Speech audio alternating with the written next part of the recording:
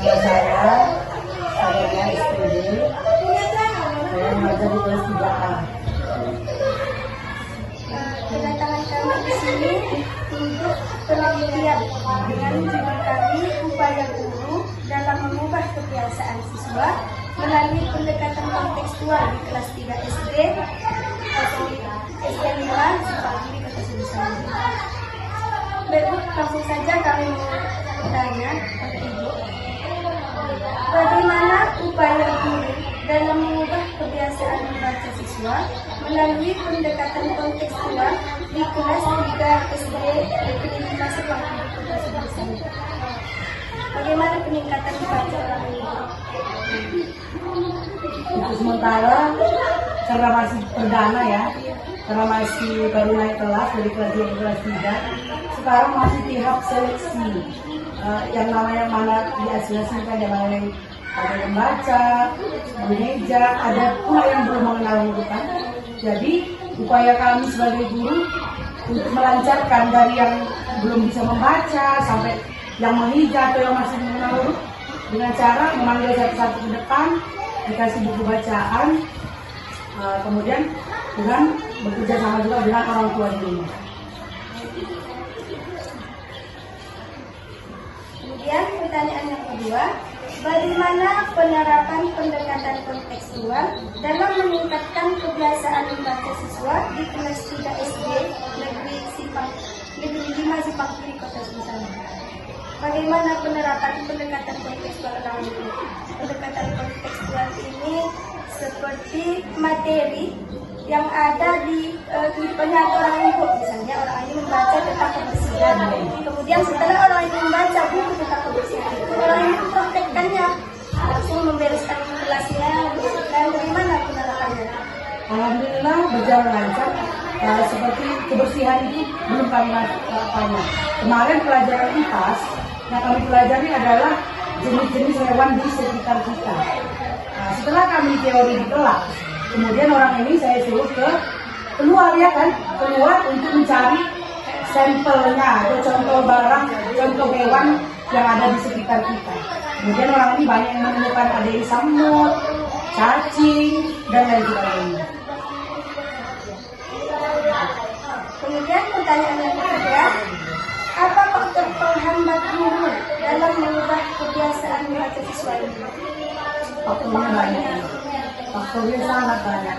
Salah satunya anak kami ini kurang cepat dalam pandai membaca karena mungkin di lingkungan rumah, tinggal HP mungkin.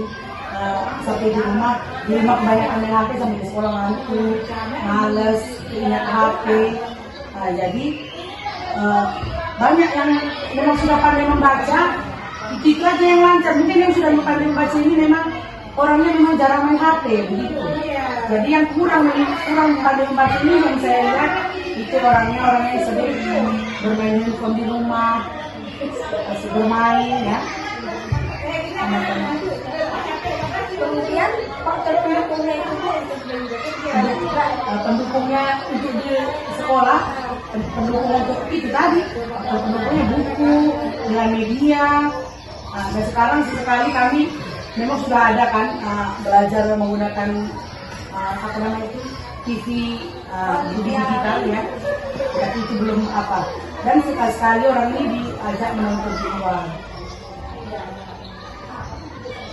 Kemudian pertanyaan yang terakhir, Bu, adakah Ibu menggunakan pendekatan kontekstual dalam mengubah kebiasaan membaca siswa di kelas 3 SD Negeri 5 Simpang Kiri, Kota Sumsel? Ya, memang begitu, pendekatannya memang melalui kontekstual. Itu tadi, misalnya seperti bahasa Indonesia, setelah dipelajari, dipraktikkan, kemudian kalau ada yang disuruh mengisi pertanyaan, seperti IPAS juga begitu. Setelah ditulis, dibaca, kemudian lalu dipraktekkan keluar. Mungkin cukup sekian yang dapat kami tanyakan kepada Ibu. Tidak lupa kami mengucapkan terima kasih kepada Ibu telah meluangkan waktunya untuk kami. Sekian, boleh kami wawancarai anak Ibu? Boleh. alhamdulillah udah semua berhasil. Baik, sekarang Ini kan teman-teman untuk bahan praktek ditanya dijawab. Perkenalkan diri. Perkenalkan diri dulu deh. Siapa namanya? Nama saya Azian. Azian. Orang mana? Tinggal di mana? Oh, Selama Baik, kami akan bertanya pada Azian sendiri. Apakah Azian sudah bisa membaca dengan baik? Sudah?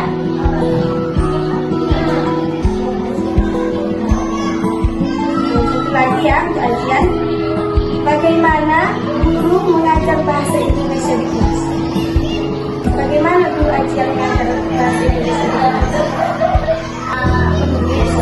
Menulis, membaca dengan buku ya.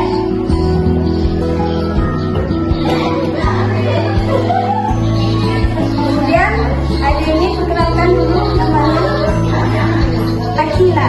Tinggal di mana?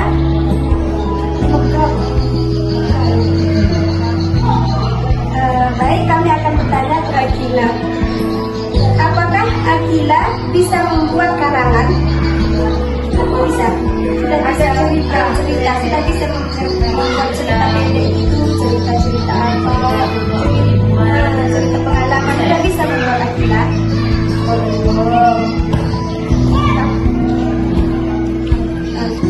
Kemudian satu lagi, apakah Akila bisa merangkum sebuah cerita dalam sebuah karangan? Misalnya ini ada sebuah cerita. Apakah Akila bisa merangkumnya? Apa yang ada di dalam isi cerita itu? Saya. literasi itu